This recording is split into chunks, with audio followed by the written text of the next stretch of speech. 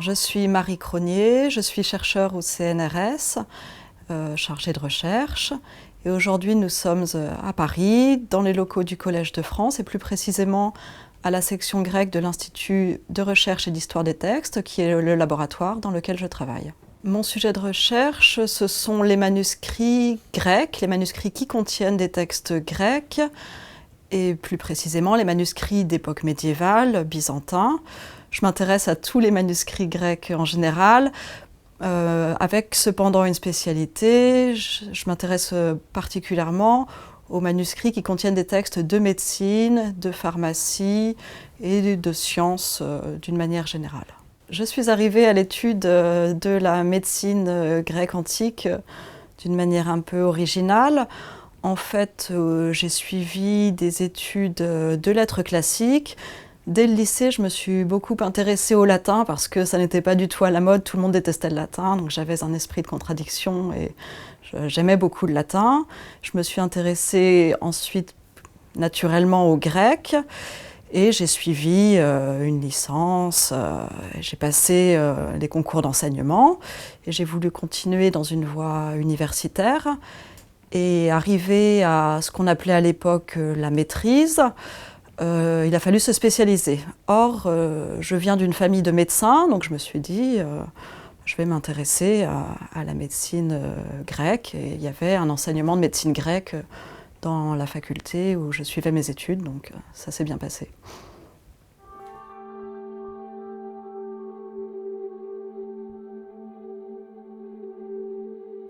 Alors dans l'Antiquité, il y avait énormément de traités de pharmacologie, et en particulier de botanique, qui expliquaient comment fabriquer des médicaments à partir des plantes. On en a dès la période babylonienne, chez les Égyptiens, dans la Grèce ancienne. Énormément, et tout ce savoir pharmacologique se trouve tout d'un coup concentré à l'époque de Dioscoride, au 1er siècle de notre ère, dans un monde romain, mais où on parle grec pour écrire sur un sujet scientifique. Le grec était la langue de diffusion du savoir. Tout ce savoir hérité des siècles antérieurs, Dioscoride a décidé de le rassembler. Il cite d'ailleurs parfois les auteurs qui l'utilisent, parfois il ne les cite pas. Il dit qu'il a lui-même fait l'expérience des conseils qu'il va donner. C'est possible sans doute pour partie, mais pas entièrement, parce que son encyclopédie est énorme. Ce qui est certain, en revanche, c'est que l'œuvre de Dioscoride a estompé toutes les autres. Elle les a remplacées. À partir du moment où il a écrit sur ce sujet, tous les autres traités antérieurs vont cesser d'être transmis, si bien que pour nous, aujourd'hui, on a l'impression qu'il n'y a que Dioscoride dans le domaine de la pharmacologie antique, ce qui n'est pas le cas.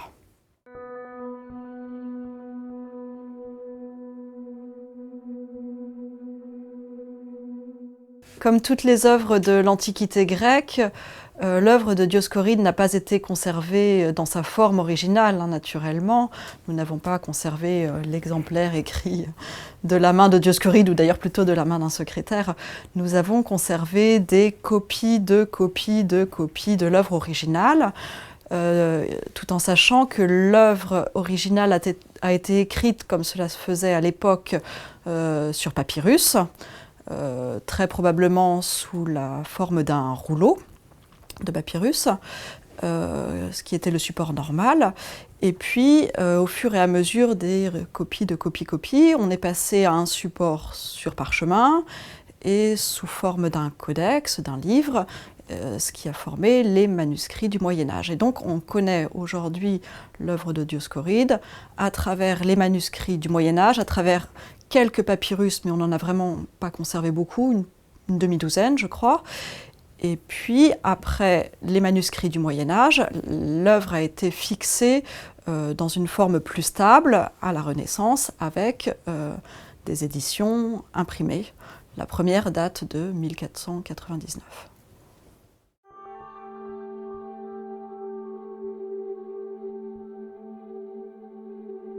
L'œuvre de Dioscoride, le De Materia Medica, sur la matière médicale, s'est très vite imposé comme une œuvre fondamentale, comme un ouvrage de référence pour tous les médecins qui sont arrivés dans les siècles suivants.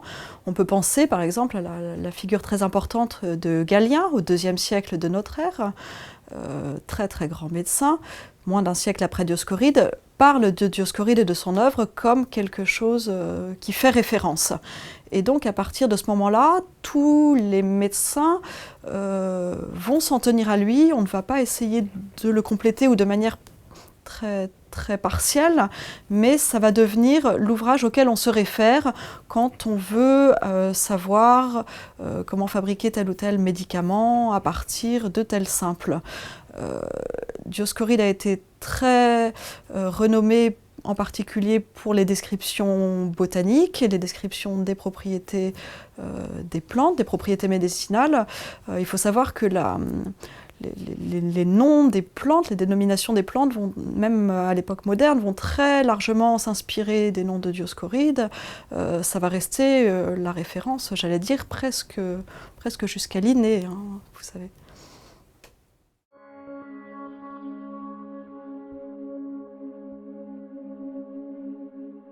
Comme je l'ai dit tout à l'heure, l'œuvre de Dioscoride, le De Materia Medica, s'est très rapidement imposée comme une référence dans le domaine de la pharmacologie, ce qui lui a valu d'être transmise assez rapidement dans l'ensemble du pourtour méditerranéen. Comme j'ai dit que l'œuvre avait été rédigée donc, dans l'est du bassin méditerranéen, en Cilicie, hein, dans l'actuelle Turquie, là où habitait Dioscoride. Elle a été rédigée en grec, mais comme Dioscoride était très lié au milieu consulaire romain, l'œuvre est arrivée très vite à Rome, où il y avait une élite culturelle qui s'est chargée de la faire recopier, de l'étudier. C'est là que Galien l'a lu, vraisemblablement, puisque Galien a voyagé beaucoup, mais il a surtout exercé à Rome. On retrouve très tôt, au cours des premiers siècles, des papyrus qui contiennent l'œuvre de Dioscoride qui sont attestés en Égypte. On pense qu'elle a circulé dans tout le monde grec, mais après, elle a aussi été traduite dans des langues orientales et des langues occidentales pour s'adapter à un nouveau lectorat. En particulier pour le monde romain. À l'époque où elle a été rédigée, l'élite romaine lisait encore le grec, donc elle a circulé en Italie dans le monde grec, sous forme grecque, pour un public romain, mais rapidement, dès fin du IIe siècle, IIIe siècle, l'élite romaine, même elle, n'a plus parlé ou lu que le latin, ce qui fait qu'on a ressenti le besoin de traduire cette œuvre en latin pour qu'elle soit accessible aux médecins latins. On pense qu'elle a été traduite pour la première fois en latin, alors dans une province de l'Empire romain, ce qui correspond à l'actuelle Tunisie, en Afrique, où elle a été traduite, utilisée vraisemblablement par un médecin qui s'appelait Gergelius Martial dès le IIIe siècle. Elle a été traduite ensuite au moins 2 ou 3 autres fois en latin, tout au long du Moyen-Âge. Elle a été beaucoup utilisée dans des compilations latines, des recueils de plantes et de leurs propriétés. On retrouve des fragments de ces traductions qui ont été mélangés à des fragments d'autres auteurs, etc. Et jusqu'à la fin du Moyen-Âge, on a l'œuvre de Dioscoride qui circule à la fois sous le nom de Dioscoride et à la fois sous forme de remaniement, sous forme d'intégration, souvent de manière anonyme, dans d'autres écrits. Mais ça a été un grand succès dans le monde latin. Elle a aussi été traduite dans la partie orientale de la Méditerranée, alors sans doute en syriaque, vers, on ne sait pas trop, 6e, 7e, 8e siècle. Je dis on ne sait pas trop parce qu'on n'a pas conservé cette traduction. On en aurait des attestations, mais de manière indirecte. Ce dont on a des attestations, en revanche, c'est plus tardivement, au IXe siècle, des traductions en arabe. Des traductions en arabe qui ont été faites en particulier à Bagdad, qui était alors un grand centre culturel, en particulier pour la médecine, les sciences. L'œuvre a été traduite, l'œuvre de Dioscoride a été traduite du grec, directement à partir du grec, vers l'arabe, et elle a été très très largement diffusée. Elle a sans doute été aussi traduite du grec en syriaque à cette époque-là, mais encore une fois, on ne conserve pas la traduction. Alors pourquoi le syriaque? Le syriaque, c'était la langue d'une communauté chrétienne d'Orient, et les médecins, bon nombre de médecins étaient chrétiens et de langue au moins syriaque, même s'ils travaillaient à Bagdad et s'ils parlaient aussi l'arabe. Dans le monde arabe, elle a été traduite encore au moins 2 autres fois, et elle a été très très largement diffusée. On a beaucoup de manuscrits de Dioscoride en arabe. Donc vraiment c'est un best-seller, cette œuvre, à la fois en grec, en latin, en arabe, et puis après je ne parle pas des langues plus récentes, c'est une autre histoire.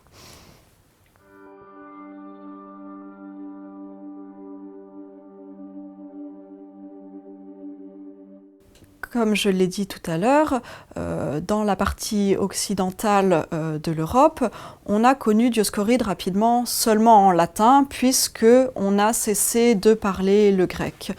Donc pendant tout le Moyen-Âge, Dioscoride circule en traduction latine.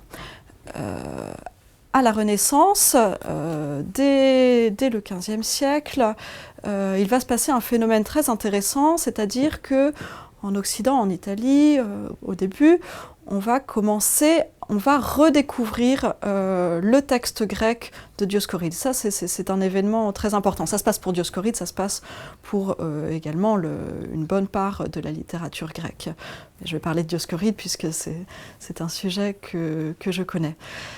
Dès la fin du XIVe siècle, il semble que des savants byzantins qui travaillaient à Constantinople soient allés jusqu'en Italie et aient apporté avec eux des manuscrits grecs qu'ils ont fait connaître à une élite culturelle italienne, à laquelle ils enseignaient le grec et à laquelle ils pouvaient ensuite présenter des manuscrits, des textes à lire. On a au moins un manuscrit de Dioscoride qui semble ainsi attester à Florence dès le début du XVe siècle, et qui a sans doute été lu par des Italiens qui apprenaient le grec et qui redécouvraient le Dioscoride dans sa langue d'origine. Ensuite, l'événement fondamental, c'est la chute de Constantinople en 1453. Et à ce moment-là, un certain nombre de Grecs, de savants grecs, de médecins grecs, mais pas que des médecins, mais des médecins en l'occurrence pour Dioscoride, vont quitter la capitale. Ils vont faire le choix de rejoindre la Grèce, puis l'Occident. Ils vont emporter avec eux leurs manuscrits grecs. On en a quelques exemples.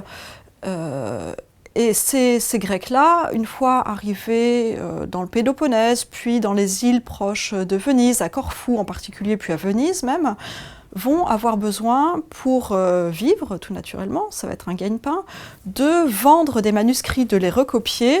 Il y a une très forte demande de la part du public occidental à cette époque.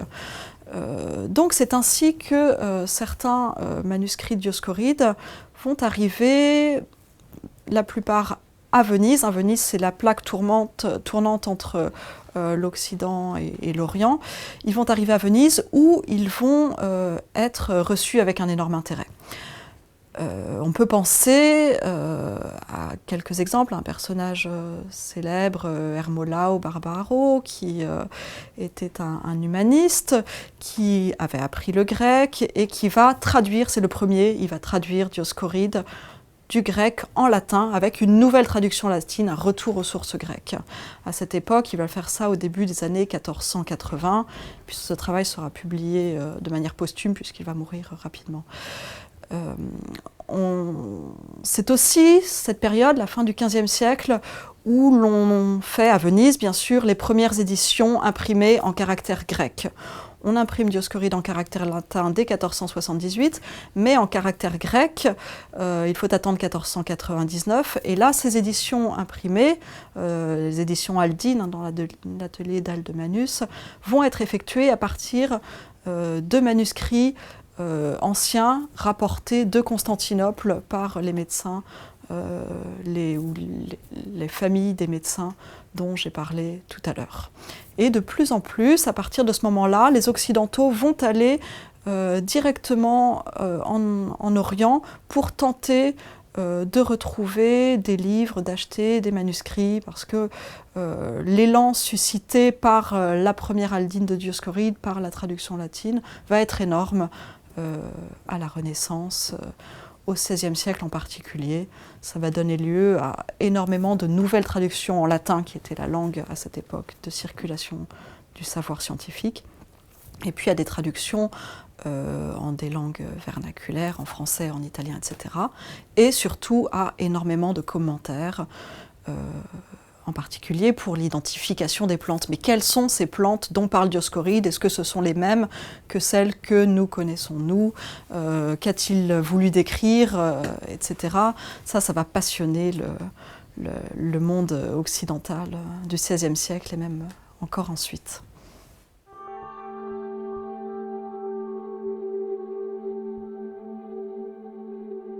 On peut penser, en parlant de ces voyageurs qui rapportent des manuscrits grecs en Occident, à un personnage, une figure célèbre, Ogier Guillain de Busbecq, qui était d'origine flamande et puis qui s'est trouvé, donc là nous sommes dans les années 1560, qui s'est trouvé ambassadeur de l'empereur d'Autriche auprès de la Sublime Porte, donc auprès du sultan ottoman à Constantinople. Et il va avoir plusieurs déboires, cet ambassadeur, dans ces années 1560. Il va être emprisonné, il va s'ennuyer un petit peu. Il va avoir le temps de nouer des contacts sur place avec des gens, en particulier avec des Grecs restés à Constantinople, parce que beaucoup de Grecs sont restés à Constantinople, tous n'ont pas fui en Occident. Une élite grecque est demeurée sur place. Et donc Ogier Guillain de Busbecq va avoir pour mission, entre autres, de collecter des manuscrits grecs pour le compte de l'empereur d'Autriche. Et il va s'attacher à en chercher partout. C'est pas facile, dans ces années-là, 1560, c'est un siècle après la chute de la ville. Et il y a eu beaucoup de ravages, beaucoup de bibliothèques, presque toutes les bibliothèques monastiques ont été détruites, elles ont été saccagées, dispersées, et donc ça n'est pas facile de trouver des manuscrits. Les manuscrits, ils ont été soit emportés, soit détruits. Mais Guillain de Busbecq va en chercher et il va réussir à en rassembler un nombre assez important, à peu près 300, qu'il va offrir à l'empereur d'Autriche et qui sont aujourd'hui à la Bibliothèque nationale de Vienne. Et parmi ces manuscrits, il y en a un qui est célébrissime, c'est ce qu'on appelle le Dioscoride de Vienne, donc qui est conservé sous la cote Medicus grec 1, le premier. C'est un manuscrit magnifique, très important, un trésor, une pièce unique, un manuscrit qui aurait été copié au tout début du VIe siècle à Constantinople, qui conserve le texte de Dioscoride dans une version réaménagée. En fait, le manuscrit a été fait pour la princesse impériale Anicia Juliana, pour la remercier d'avoir construit une église à Constantinople. Et c'est un manuscrit qui est merveilleux parce qu'il est illustré. Il comporte énormément d'illustrations botaniques d'une qualité extraordinaire, c'est magnifique, et d'assez grand format. Et ces illustrations expliquent aussi pourquoi on a conservé ce manuscrit. Il est resté préservé à Constantinople, on ne sait pas trop comment, puisqu'il avait dû être conservé dans des milieux impériaux. Toujours est-il que Busbecq, en 1560, tombe sur ce manuscrit qui, à l'époque, est entre les mains d'un médecin juif. C'est le médecin personnel du sultan. Donc le sultan avait dû récupérer le manuscrit, quelque chose de très précieux. Il le trouve magnifique. En même temps, Busbecq dit qu'il est conservé dans un état catastrophique, que si on le trouvait dans la rue, on voudrait à peine l'acheter tellement il fait pitié. Et il essaye de l'acheter à ce médecin. Je crois d'ailleurs que c'est le fils du médecin qui le possède, hein, le fils du médecin du sultan, ce médecin juif. Ce médecin qui l'avait annoté, il a écrit le nom des plantes en caractères hébraïques. C'est assez amusant. Busbecq essaye de l'acheter et le médecin comprend, il voit venir l'occidental et il lui demande une somme énorme. Et donc Busbecq n'a pas cette somme-là et il écrit une lettre à l'empereur en disant ce manuscrit est digne de la bourse d'un empereur mais pas de la mienne malheureusement.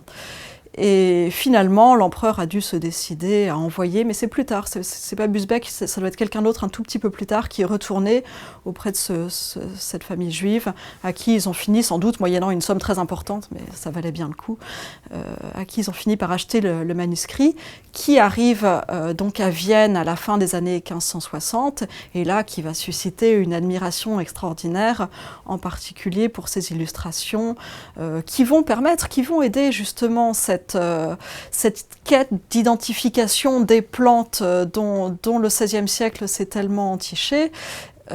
C'est un manuscrit qui va révolutionner le savoir et la manière dont on s'intéressait aux plantes à cette époque. Et encore aujourd'hui, c'est vraiment un joyau extraordinaire. Donc merci Busbecq de l'avoir trouvé.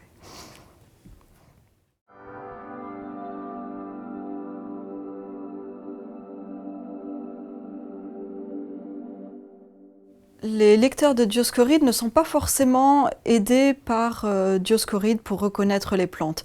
Dioscoride n'est pas un botaniste, hein, ça n'est pas Théophraste qui décrit vraiment très très minutieusement les plantes. Dioscoride, c'est un pharmacologue. Donc quand il cite les plantes, il dit assez souvent « bon, bah, c'est une plante connue ». Alors, bon, ça ne nous aide pas parce que nous ne la connaissons pas forcément. Ou alors, il peut donner des descriptions plus ou moins détaillées selon ce qu'il estime nécessaire. Si la plante lui semble difficile à reconnaître, rare, ou s'il y a plusieurs variétés qu'il faut distinguer, il va dire elle a les feuilles de telle couleur, elle fait telle hauteur, elle donne des fruits de telle forme, etc. Mais malgré tout, ça n'est pas très très facile pour nous d'identifier cette plante avec notre nomenclature actuelle. D'autant plus que nous ne sommes pas certains que les plantes que nous connaissons aujourd'hui sont exactement les mêmes que celles qui étaient dans l'Orient méditerranéen, n'oublions pas, il y a 2000 ans. Donc pour ça, il faut travailler avec des archéobotanistes, il y a des choses très très intéressantes à faire. Un autre problème qui se pose, c'est celui de la dénomination de la plante. Parce que Dioscoride donne un nom de la plante, mais il pouvait y avoir plusieurs noms en vigueur, en usage, à son époque. Il donne parfois d'autres noms. Il dit « nous appelons cette plante de telle manière, mais d'autres personnes lui donnent tel ou tel nom ». Donc là, ça multiplie les difficultés. Et effectivement, les lecteurs, au fil des siècles, ont été très très déstabilisés. Ils ont eu du mal à identifier les plantes. Dans le monde grec, il me semble que ça n'est pas posé tant et tant de problèmes. Du moins, nous n'en avons pas beaucoup de traces jusqu'au XIVe, XVe siècle. Dans le monde arabe, en revanche, nous avons énormément de commentaires, de commentateurs qui se sont attachés à identifier les plantes de Dioscoride. Ça a donné lieu à un foisonnement de lexique. Telle plante de Dioscoride, en fait, c'est celle que nous appelons comme ci, comme ça. Et ça, c'est un sujet qui va encore être exploité à la Renaissance. Telle plante de Dioscoride, lui, il l'appelle comme ça, mais tel autre auteur l'appelle comme ci et comme cela. Et moi, je pense que c'est celle-ci parce que elle a les feuilles comme ça, selon lui, et alors ça doit être ça et pas ça. C'est une question sans fin pour laquelle il faut vraiment des compétences très développées aujourd'hui pour s'en sortir. Mais nous travaillons à plusieurs avec d'autres spécialistes, des spécialistes de botanique, des spécialistes d'archéobotanie, etc., etc.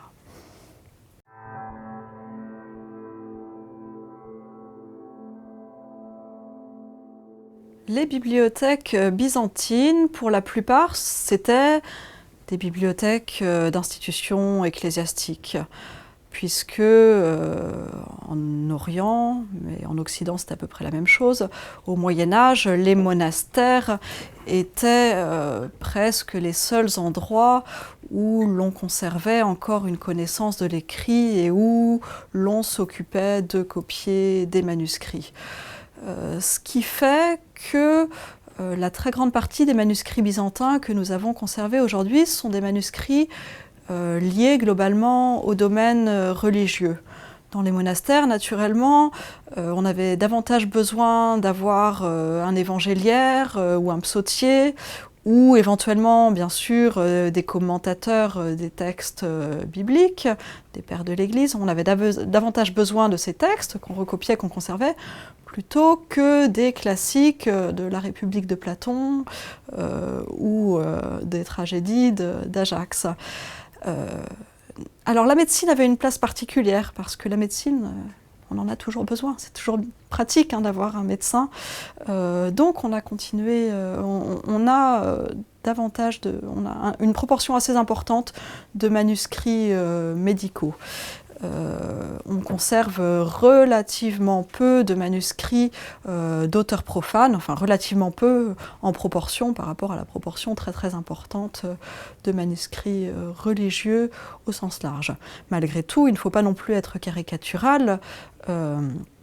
Les moines dans les monastères et ailleurs, les lettrés, ont continué à recopier, à lire, à commenter les œuvres de l'Antiquité, des œuvres homères, naturellement, qui servaient à l'enseignement, mais on peut penser à des œuvres d'historiens aussi également. Et puis, Byzance a produit aussi elle-même des œuvres religieuses, historiques, juridiques, etc.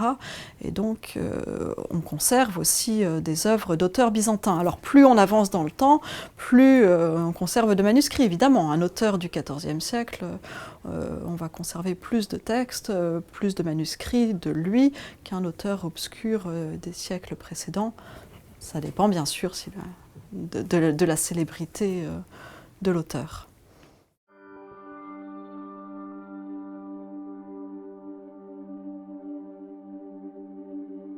La plupart des bibliothèques byzantines ont suscité un énorme intérêt, on l'a vu, à la Renaissance. Et donc à cette époque, des Grecs ont emporté avec eux, en passant d'Orient en Occident, ont emporté leurs manuscrits. C'est le premier facteur de déplacement des manuscrits.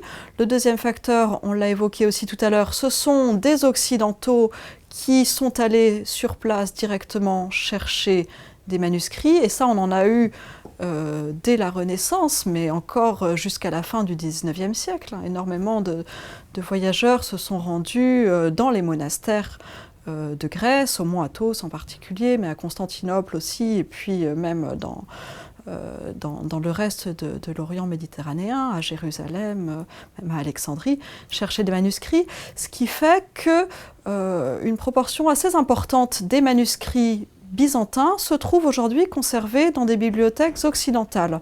Ici, à Paris, à la Bibliothèque nationale, nous avons l'un des fonds les plus importants de manuscrits grecs. Les plus importants au monde, c'est 5000 manuscrits grecs à peu près. L'équivalent, c'est au Vatican, encore une bibliothèque occidentale, à peu près également 5000 manuscrits grecs. Énormément d'autres manuscrits sont conservés dans des bibliothèques essentiellement en Italie, en Espagne, en Allemagne, en Angleterre, et puis, ça c'est un phénomène plus récent, aux États-Unis, puisque aujourd'hui, les manuscrits grecs qui sont sur le marché ne nous l'auront pas, il n'y a plus que les Américains quasiment qui ont les moyens de les acheter. Donc il y a des bibliothèques américaines qui se forment très très rapidement aujourd'hui. Les manuscrits byzantins restés dans le monde grec, il n'y en a plus beaucoup, alors n'exagérons pas, il y en a énormément dans la péninsule du mont Athos avec tous ces monastères. Là c'est un énorme vivier de manuscrits grecs. Et il y en a quelques-uns dans des bibliothèques monastiques de Grèce continentale, des Cyclades, etc. Et il y en a aussi dans quelques institutions grecques qui demeurent dans l'Orient méditerranéen. On pense aux bibliothèques patriarcales, au patriarcat d'Alexandrie en Égypte, au patriarcat de Jérusalem et puis au patriarcat de Constantinople qui est aujourd'hui situé à Istanbul. Ce sont les principaux endroits où l'on trouve encore aujourd'hui des manuscrits grecs en Orient, des manuscrits grecs produits dans des monastères grecs qui sont toujours aujourd'hui conservés dans des monastères grecs, à part au mont Athos, il n'y en a plus beaucoup.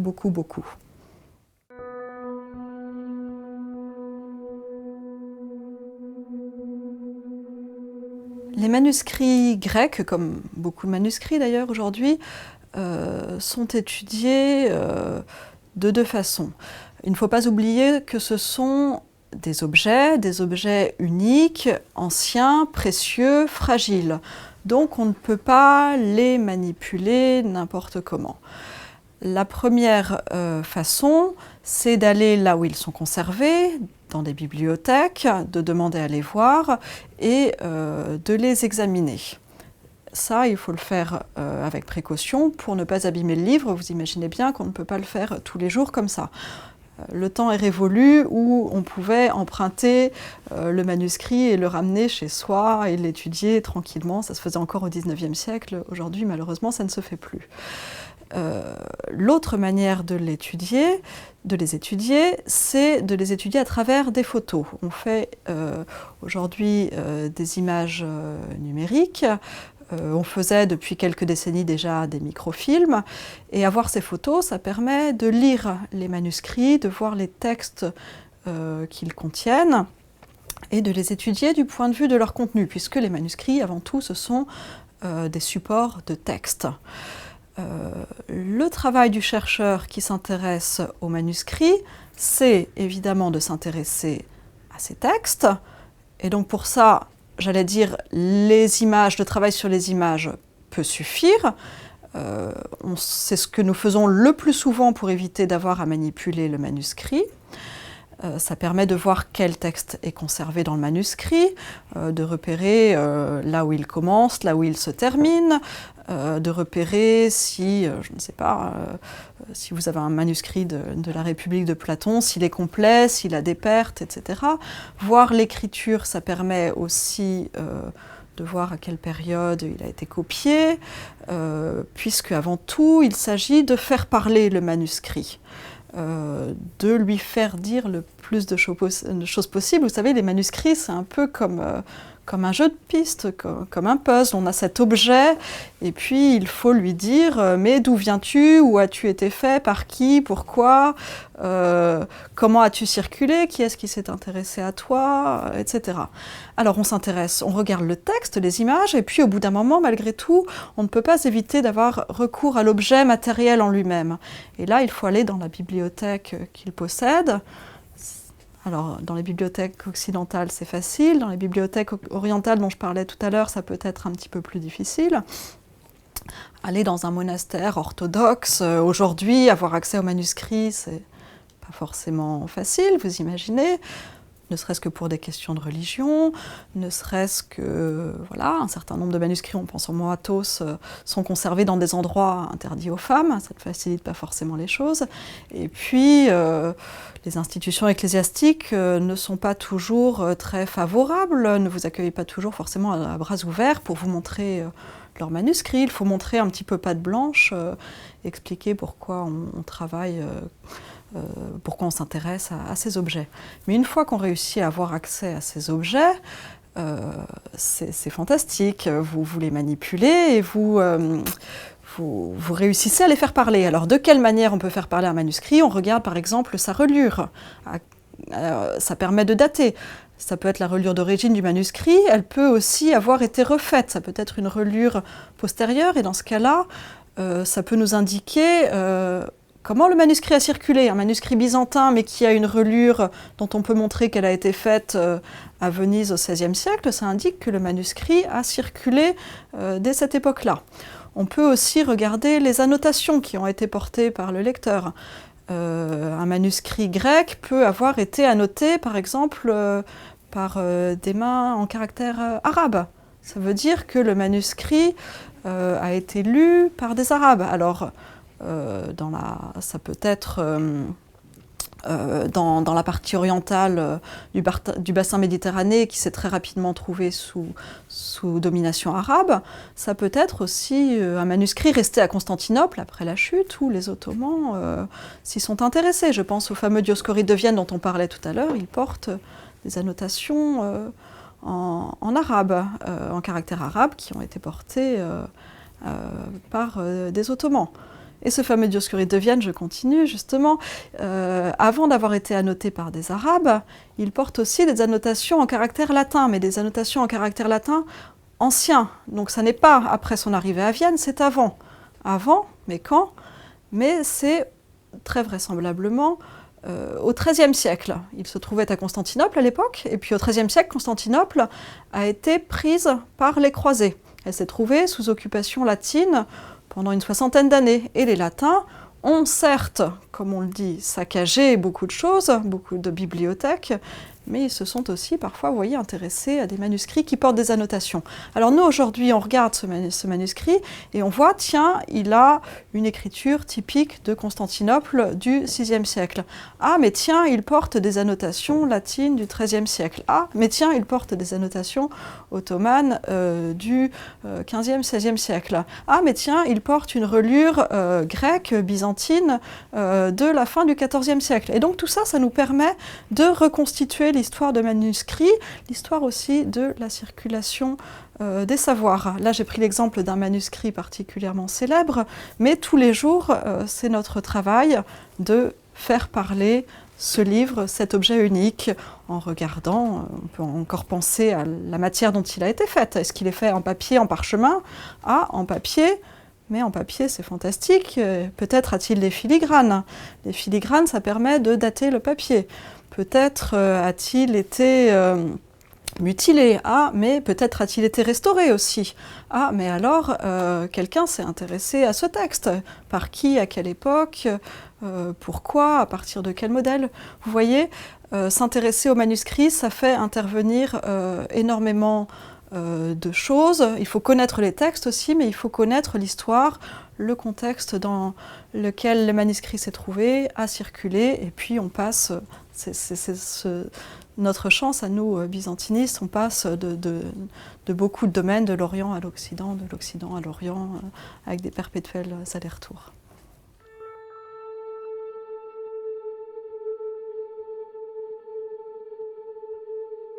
Les difficultés que nous rencontrons dans notre étude des manuscrits, elles sont multiples, bien sûr. Il y a les difficultés d'accès aux manuscrits, dont j'ai parlé tout à l'heure. Un manuscrit qui se trouve dans une petite bibliothèque inconnue, au fin fond de la Grèce, il faut aller le voir, ça n'est pas forcément facile. Ou alors il faut en commander des reproductions, ça n'est pas forcément facile non plus. D'autres difficultés, ça peut être la lisibilité des reproductions que nous avons obtenues. Ça n'est pas toujours facile. Jusqu'à récemment, on travaillait sur des microfilms. Les microfilms, c'est un support assez austère que l'on doit lire avec des appareils spéciaux. Ça fait mal aux yeux, c'est fatigant, ça n'est pas d'une manipulation facile, c'est un travail austère. Bon, il faut être assez motivé. Les autres difficultés que nous pouvons rencontrer quand nous travaillons sur des textes, sur les manuscrits grecs, c'est identifier les textes. Ça n'est pas toujours facile, tous ne sont pas édités. Donc quand on ouvre un manuscrit, qu'on doit décrire le texte et puis qu'il n'est pas édité, il faut faire appel à de multiples connaissances. C'est l'intérêt de travailler en équipe avec des chercheurs, des collègues qui sont spécialisés dans différents domaines de la littérature. Si moi, ce texte-là ne me dit rien, je vais le présenter à un collègue qui peut-être, lui, aura plus de lumière.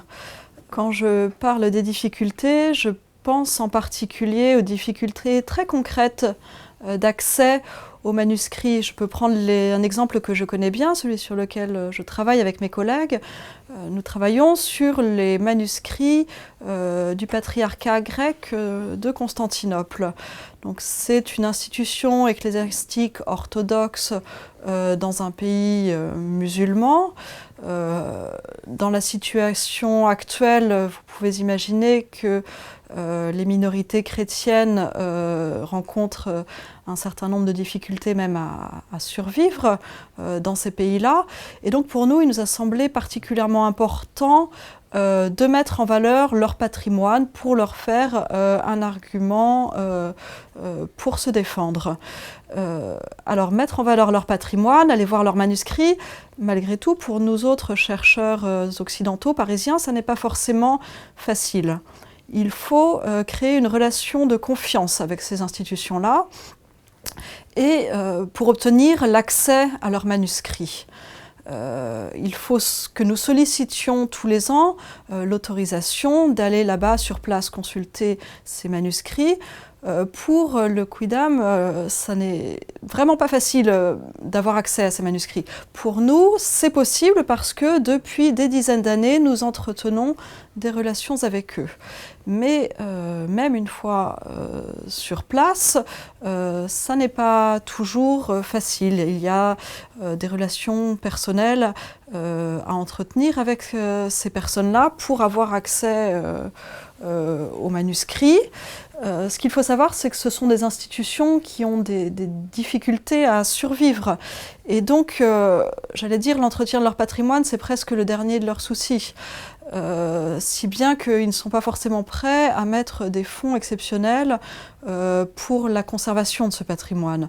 Donc nous tentons de mettre en valeur ce patrimoine, d'une part, en assurant la conservation sous forme virtuelle, sous forme de photographie.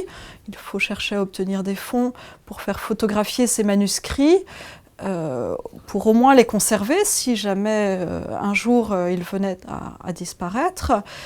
Après, dans une visée plus lointaine, on peut aussi avoir la vocation de les rendre accessibles plus facilement en les mettant en ligne, par exemple. Mais ça, c'est pareil, c'est une question qui se heurte à des réticences de la part des propriétaires, des institutions propriétaires des manuscrits. Plus loin encore, il faut chercher à en assurer la conservation de manière matérielle.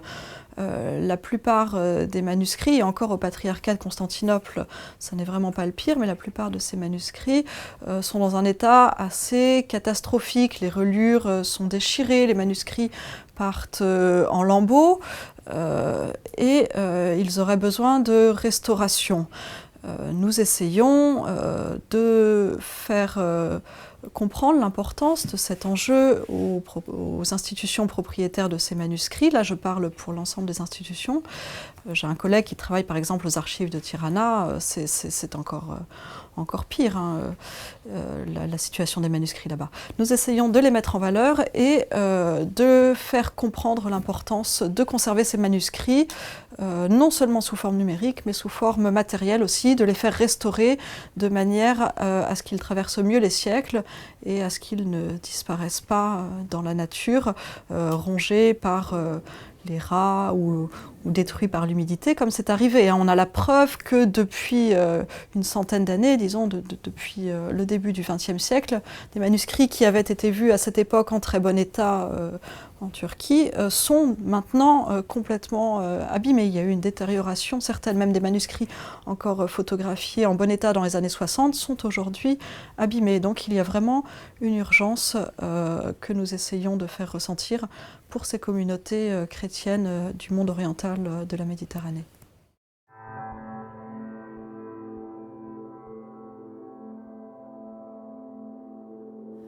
Le travail de catalogage auquel nous nous consacrons régulièrement avec mes collègues, c'est un travail très austère qui n'apporte pas toujours de grande joie. Mais effectivement, il y a des cas qui ne sont pas si fréquents, mais il y a des cas quand même dans lesquels nous réussissons parfois à retrouver un texte qui non seulement n'avaient pas été identifiés, mais qui n'avaient pas été conservés par ailleurs. Donc là, ça c'est la grande joie de tous les chercheurs. Bon, je vous rassure, ça n'arrive pas tous les jours, mais quand ça arrive, c'est vraiment extraordinaire. Alors c'est difficile d'identifier un texte qu'on ne connaissait pas par ailleurs, puisque justement on ne le connaissait pas par ailleurs. Comment être sûr que c'est tel discours perdu d'Isocrate que je viens de retrouver là dans un manuscrit? Ça demande encore de faire des recherches linguistiques à côté, des recherches stylistiques, etc. C'est notre travail de tous les jours, mais effectivement, quand c'est possible, c'est fantastique. Je ne peux pas ne pas évoquer ici le cas très célèbre des palimpsestes, et d'un palimpseste en particulier. Un palimpseste, pour ceux qui ne savent pas, c'est un manuscrit de parchemin, donc de peau d'animal traité, sur lequel on avait écrit un premier texte, et puis comme le support d'écriture est très coûteux, et qu'au Moyen-Âge, malheureusement, on n'avait pas de support en quantité illimitée, ce texte a été lavé, rayé et réécrit. Ce qui est intéressant avec les palimpsestes, c'est que parfois on réussit à lire l'écriture inférieure, et dans l'écriture inférieure, on peut avoir des très très belles surprises. Ces dernières années, on a découvert plusieurs palimpsestes très importants. Il y en a un qui est très célèbre, c'est le fameux palimpseste d'Archimède, sur lequel l'écriture supérieure, c'est un eucologe du XIIIe siècle, des livres de prière pour lesquels on peut avoir un intérêt plus ou moins prononcé, mais l'écriture inférieure, c'est un texte d'Archimède qui doit dater du 9e, 10e siècle, je crois, mais pour lequel on n'avait pas d'autres témoins antérieurs, d'autres témoins par ailleurs. Et donc là, quand on redécouvre un texte de l'Antiquité comme ça, c'est extraordinaire. Ce manuscrit est aujourd'hui conservé dans une collection privée américaine, mais il a donné lieu à énormément d'articles. C'est une découverte extraordinaire. Nous-mêmes, à notre niveau, nous ne faisons pas, bien sûr, tous les jours de découvertes du même style que le palimpseste d'Archimède, mais nous avons souvent l'occasion de lire des palimpsestes. C'est un travail qui n'est pas facile. Et on retrouve parfois, alors des textes pas forcément inconnus par ailleurs, mais des textes très peu connus par ailleurs. C'est justement souvent parce qu'ils étaient jugés comme inintéressants qu'ils ont été effacés et réécrits. Et là, quand on peut le faire, oui, c'est extraordinaire, mais ça n'est pas facile. Ça n'est pas tous les jours non plus.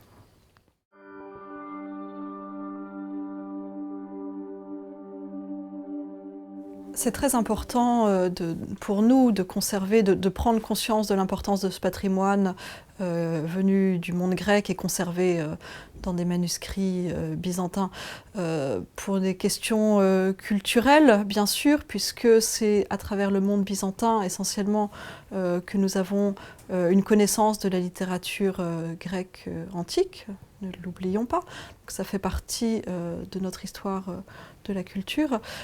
C'est important aussi, je pense, j'en ai parlé déjà un petit peu tout à l'heure, mais il faut vraiment le souligner, à l'heure actuelle, pour défendre la position des institutions qui ont produit ces manuscrits, des chrétiens des langues orientales, grâce auxquels nous avons conservé ce patrimoine qui est souvent unique. Les manuscrits sont des pièces uniques qu'on ne retrouve qu'en un seul exemplaire. Et il faut aider ces institutions orientales, ces chrétiens d'Orient, à mettre en valeur ce patrimoine pour leur assurer plus de force et pour assurer une certaine diversification des points de vue et des cultures qui sont encore aujourd'hui vivantes et qui doivent continuer d'être vivantes dans l'Orient méditerranéen. Si en Occident on leur accorde une importance, peut-être que ça va les aider à continuer à avoir une importance et à disposer d'arguments pour se défendre. Ça n'est pas uniquement pour notre culture à nous, c'est évidemment fondamental pour notre culture à nous, c'est aussi pour aider à la conservation de la diversification culturelle d'une manière générale.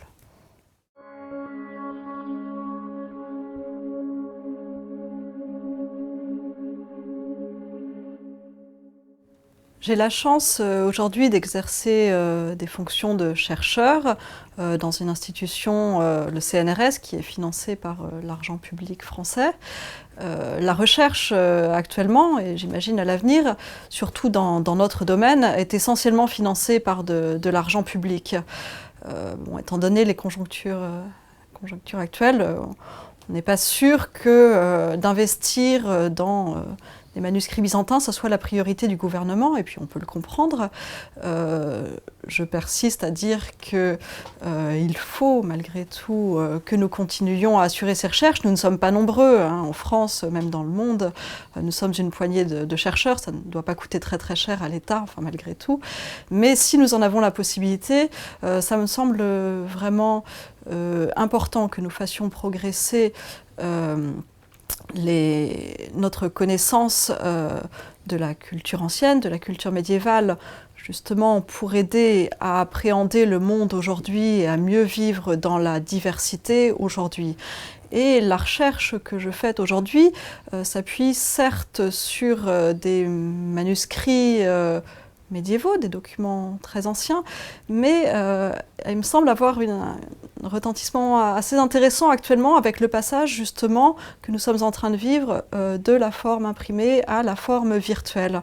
Donc qu'est-ce que le manuscrit dans l'époque actuelle où le livre devient virtuel? Ça permet aussi d'avoir une réflexion.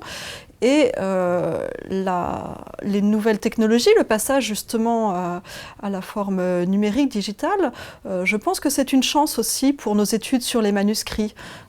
Pouvoir aujourd'hui avoir accès à énormément, de plus en plus, de manuscrits sur Internet, sous forme numérique, digitale, c'est extraordinaire et à mon avis, ça va pouvoir permettre un nouvel élan, ça va faciliter énormément l'accès à ces manuscrits et la recherche à ce sujet.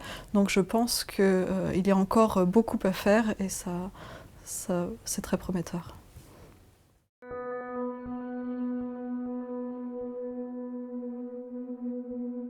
Je ne vois pas le futur, en fait, pour tout vous dire. Je ne suis pas Madame Soleil, je n'ai aucune idée de ce qui va nous arriver demain ou après-demain. J'essaye aujourd'hui moi-même de réfléchir sur ce que nous avons été pour continuer à construire quelque chose aujourd'hui et pour transmettre autour de moi, aux personnes que nous formons, une certaine vision qui va nous permettre de construire quelque chose dans le futur. Mais je vous avoue que je ne vois pas le futur, je ne sais pas ce qui va arriver, je ne sais pas s'il vaut mieux se réjouir ou désespérer.